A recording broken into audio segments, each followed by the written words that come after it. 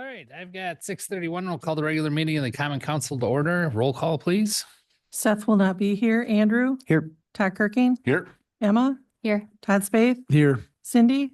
Here. John? Here. Crystal? Here. Steve? Here. And Justin? Here.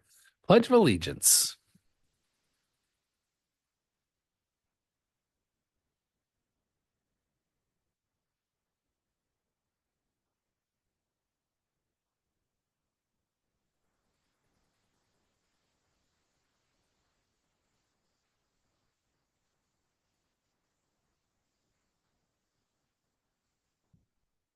All right, item number 2 is approval of the July 29th, 2025 regular council minutes. And this is Crystal. I would move approval of the minutes from July 29th, 2025 with no additions or corrections. Todd, I'll second it. Got a motion and a second. All those in favor say aye. Aye. Opposed? All right, item number 3, council announcements. Any member of the council have anything they wish to bring up? All right. Item number 4, first period for public comment. Any members of the public that wish to make a comment, now would be the time. Step up there.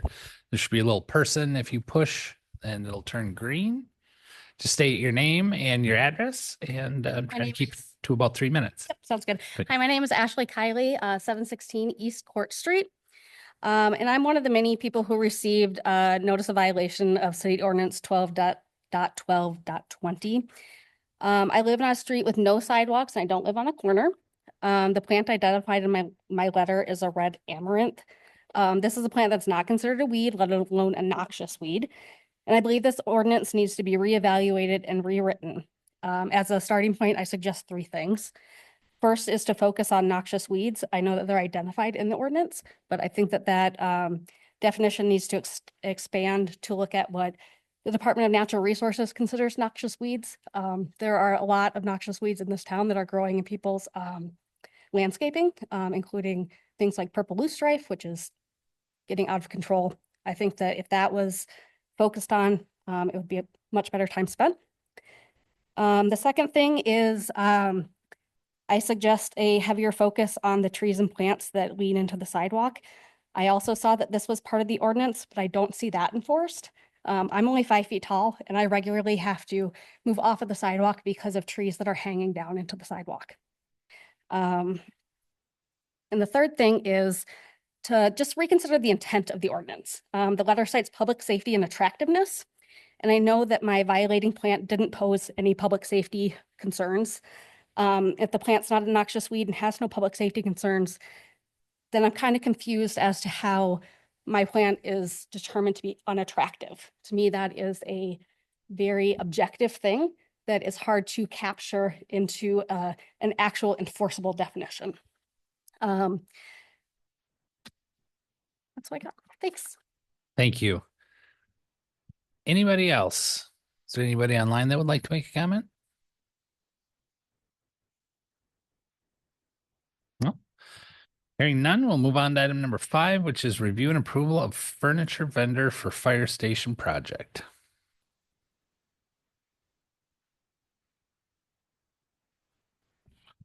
All right. So we do have a line item in the fire station budget for owner purchased items, things like that. And some of the items would be some furniture. A lot of the furniture that we've already gotten is built-in desks, things like that, which the ones that have toured have probably seen that. We also have some stuff that we'll be bringing over from the current station, things that still have good life in them and so on and so forth. But there'll be some shelving, some chairs, talking about getting better training room for furniture, things like that. So talk to Nate, and with it being a higher dollar amount or a bigger purchase, of course, we don't know what that dollar amount is yet because we got to work with them and figure that out. But we wanted to find a vendor that could work with us and have good pricing for the city to help us through that stage of the process. So in that, we met with, you and I met with 2, and then I met with 2 last week when Nate was on vacation, and kind of went through taking a look at what they can offer, what their pricing is, things like that. One of the vendors was actually a manufacturer of a product. So they're out in general because they're the manufacturer, not the actual seller of it. But then it came down to basically two. There's really not a big difference between them. They both offer state pricing, so the price is the price.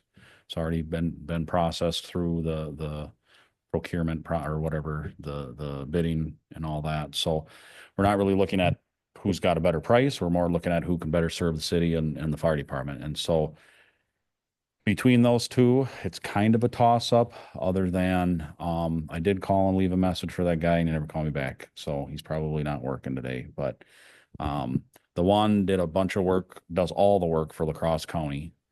Any furniture for Lacrosse County itself. And just recently, county or city, sorry, for the city of Lacrosse. And then they also equipped their two latest fire stations that they built over the last 4 years, maybe, give or take 5. So there's some benefit there. They're used to working with fire departments recently, close departments. And the person that we'd be working with is a local person. I believe they live in Westby right now, I think. But so there's some benefit there. The other company I think would do just fine too. Again, pricing's not an issue. It almost felt like maybe they were a little higher end, like office, legal, some of the fancier places. So I'm leaning more towards Hendrickson. Hendrickson was the first one I was talking about. And then Laerdal was the second one. I believe you worked with them or talked to them through the city hall and PD projects a little bit. Yeah, so Rick and I actually met with 3 when we were doing the city hall and police department kind of together looking for furniture, and all 3 of the groups we talked to were fine. We ended up not going with either of these 2 and going with another group called Creative Business Interiors. Wasn't super happy with the service of that group, and so we didn't reach out to them again. I think it was best just to like move on and look at different vendors.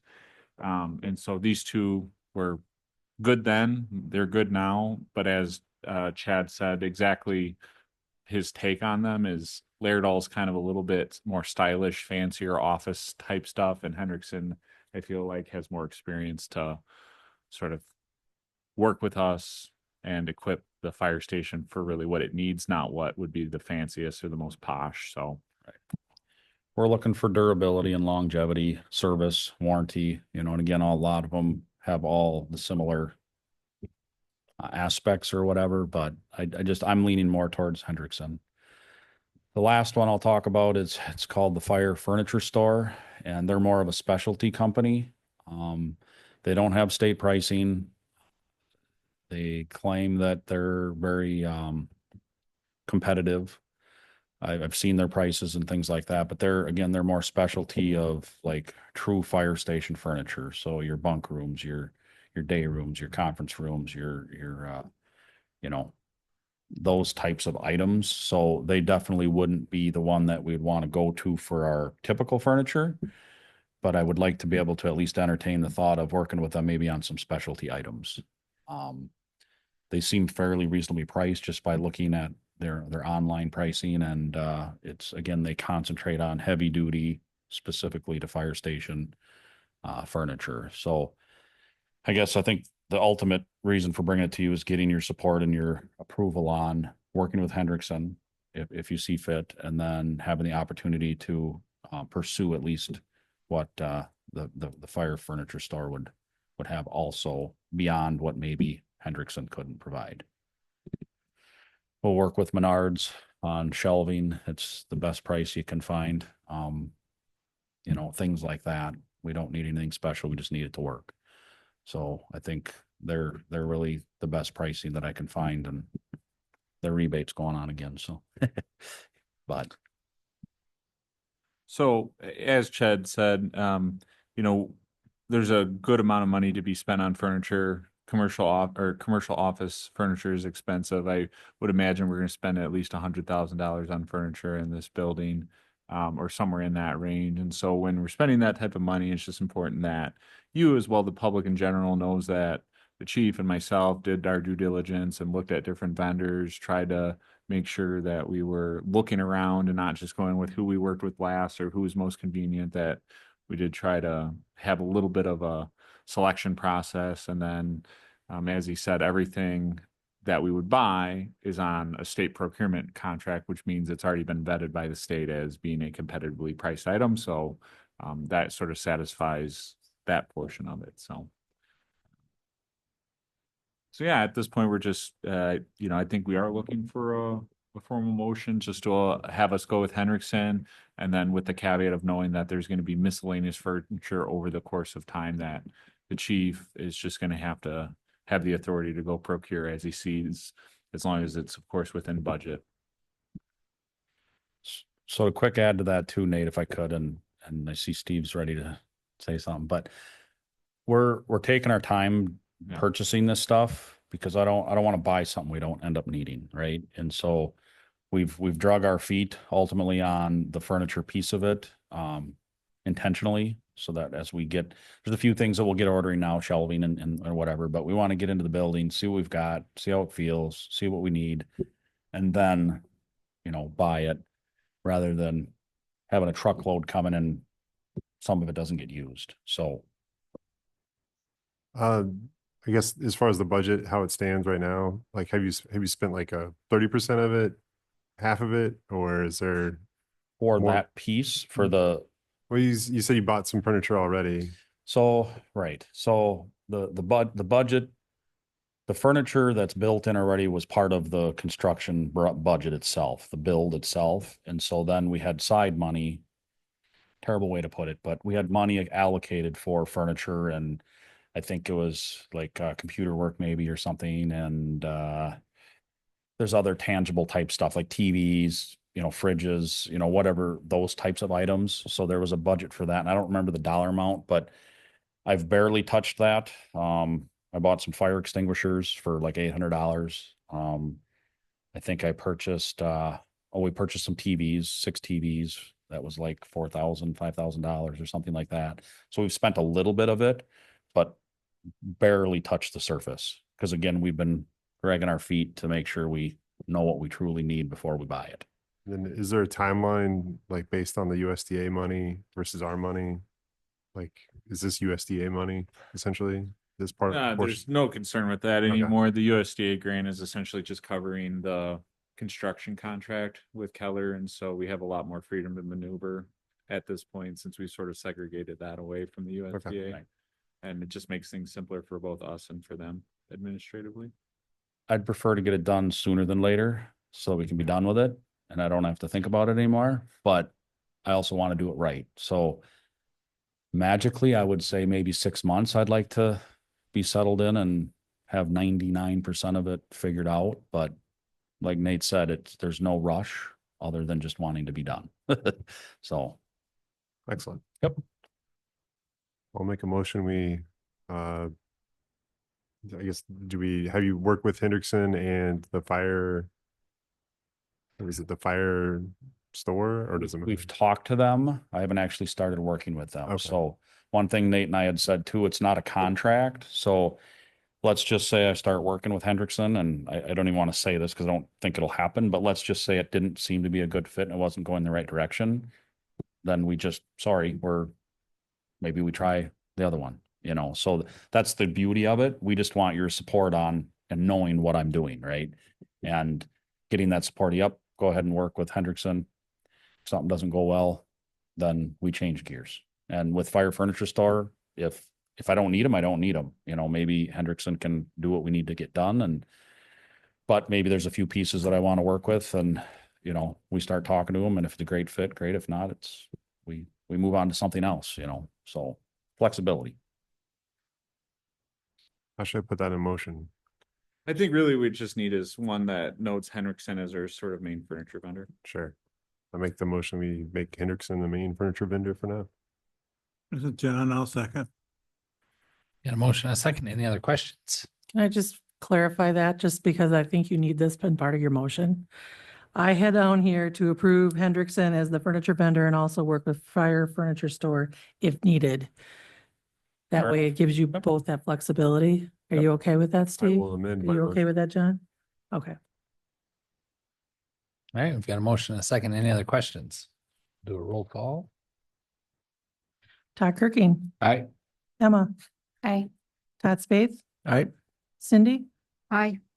John, Aye. Crystal, Aye. Steve, Aye. and Andrew. Aye. All right, moving on to item 6 is review and approval of pay request number 12 for the fire station project. All right, not much to say about this one. I'll have Nate bring it up. Everything looks to be in place. Percentages are still actually, I think to me, it appears that we're behind on paying. We're getting really, really close, right? And so that's a good thing. I can't remember off the top of my head what's left after this pay request. It's like $1 million something, if I remember right, $1.4 million maybe. Or am I off on that? I think it's down on the bottom page or the second page, Nate. So that's a good thing. Levi was there the other day from Beerbackers. I think it was Thursday. Walked through a few pictures. He hadn't been there in a few days. I think it's at 1.4, Nate. Balance to finish, maybe. Am I right? Yeah, balance finish minus retainage, so still a decent amount plus Yeah. retainage. You're at about 2.1. Okay. Yep. Fair enough. So, he said everything looks good. Everything seems to be coming along. There's really nothing else to be delivered as far as parts, product, whatever to be installed. There's a few things, but so really it's just tidying up electrical, plumbing. Still have to go through the inspections and startups and all that stuff. But so we're sitting really good that way. He's good with it. I'm good with it. Nothing popped out. There's a few things in there that they're paid in full minus their retainage, that they've got a few things they've got to deal with. So obviously that's what retainage is for. And what they have left is way less than what we still owe them. So I noticed that on a couple of them. And Keller, of course, is aware of that, and we'll work through that. So unless you have any questions, the project itself is getting really, really close. We're getting ready this weekend, and then the next weekend, unhooking and moving some of our equipment over to the new station so that they can install it. And again, remember, we're reusing some of our equipment, our extractors for our gear, that breathing air, reusing that equipment because it's still in great shape. No point in replacing it if it still works. So we're really getting down to it. Some inspections, some of that training is starting to come up in the next couple of weeks. Blacktop is supposed to be going in Thursday, Friday, and they're telling us hypothetically we could consider start moving in the last week of the month or first week September, however it fits with us. So getting right down to it. The parking lot fix worked? It appeared to. Everybody that's been involved and had the concerns have not stated any more concerns. So it appears that yes, it did a good job. Good question. I was going to bring that up, but that was The question is Matthew happy with it? Matthew's happy with it. Oh, yeah. They've done all their final gradings and marking and fixing what they want fixed as far as like approaches and stuff. Nothing to do with that problem, but and they flat out told us more than once, we will not pave it if it's not what we want. So I trust that, that plus the inspection company, plus Keller, plus, everybody that's been involved is moving forward. So it appears to have done it. So. And just one other note is the work with the USDA in terms of our reimbursements is actually pretty darn smooth now. Other than taking quite a while to provide concurrence, because before we pay this, we always have to wait for the USDA to do a final review of the pay request, and then they'll authorize us to cut a check to Keller so that they can pay all the subs. That's taken a long, long time. It's taken a long time, and this one was right at the wire of our 40-day time limit between pay request and payment. So that's still a bit of an issue, some hounding there, but as soon as they authorize the pay request, they turn around and immediately enter it into their system for reimbursement back to us. So that's pretty slick. And so I think Lori will keep an eye on the last one, which is about 495,000. The 723, I'm hoping as soon as it gets authorized, I think the lag time between these bills going out and us paying them off and us getting reimbursement for them, I'm hoping it's only 2 weeks, which would really keep our interim financing cost down on this project. So, Right, and the previous one we just paid out yesterday, so it's in this group of bills. And USDA will only reimburse us every 30 days, so that's why it's kind of, they gotta watch that cycle. right. But we're only paying pay requests every 30 days anyway, so it's not like there's a problem there. So, anyway, So I'll add to the USDA piece. So Julie from the USDA that's working with, Oh, sure. with the city and Nate, did a site visit on Thursday. Went well. Good to meet her. Super nice gal. Really impressed with the project. So I just figured Yeah. I'd mention that, but she was great to work with. Good to talk to. Happy with us, happy with the project. So win-win Yep. straight across the board.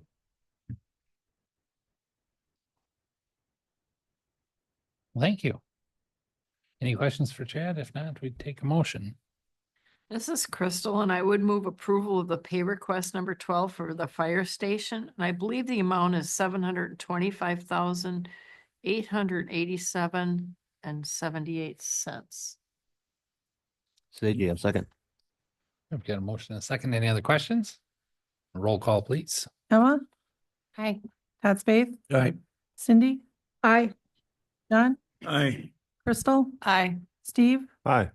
Andrew? Aye. And Todd Kirking. Aye. Thank you. Thanks, chief. All right, item number 7, payment of the bills.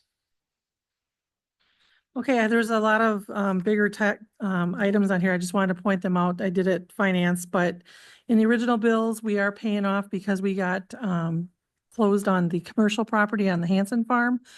We are paying off the note that we paid or that we took out to purchase the Hanson farm, the 580,000, and then what we ended up paying in interest was the 28,917.82. Part of that agreement was to reimburse VDA of the 100,000, so that also went out. And then we're also up to payment number 7 that's due at the end of the month for our land purchase for the business park of 87,900. Then I also pointed out that pay request number 11 was paid in the additional bills. And then also in the additional bills, you're gonna see we're paying the redevelopment authority for the lease payment on City Hall. We have to pay a reserve payment of 10,206, so that's our second payment of 10.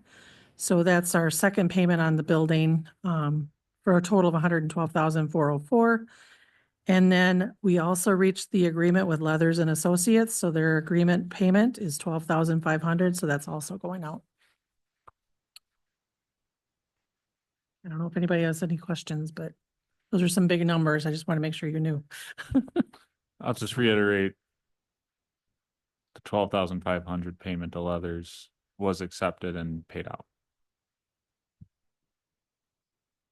Well, yeah, is that, that doesn't include the whole amount we've paid to them though? That's mine. Yeah, Right, so it's what we agree. It's Right, is the difference, right? Yep. yeah, that is what the council offered, and it was accepted and paid out. Right. All right, any other questions? Go ahead, Steve, I make a motion, we pay the bills. Todd, I'll second it. All right, got a motion and a second. Any questions? Roll call, please. Todd Spath. Aye. Cindy. Aye. John. Aye. Crystal. Aye. Steve. Aye. Andrew. Aye. Todd Kirking. Aye. And Emma. Aye. All right, item number 8, possible closed session per Wisconsin statute 1985 1C, considering employment, promotion, compensation, or performance evaluation data of any public employee over which the governing body has jurisdiction or exercises responsibility. This is in regards to this park supervisor review from Park and Rec. Steve, I make a motion, we go into closed session. This is Crystal. I'll second. All right, we got a motion and a second. Roll call, please. Cindy. Aye. John. Aye. Crystal. Aye. Steve. Aye. Andrew. Aye. Todd Kirking. Aye. Emma. and Todd Spath. Aye. All right.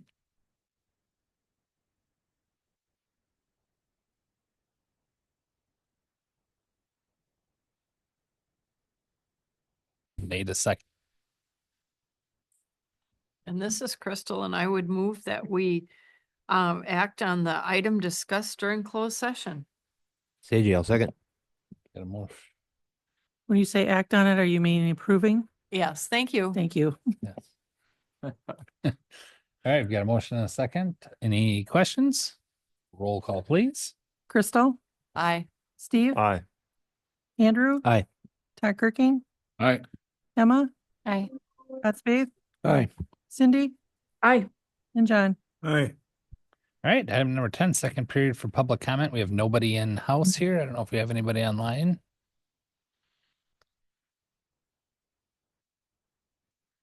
Looks like you're good, Mayor. Hearing none, I would take a motion to adjourn. Todd, I make a motion to adjourn the meeting. Todd, I'll second it. A motion and a second. All those in favor say aye. Aye. Aye. Opposed? We're adjourned.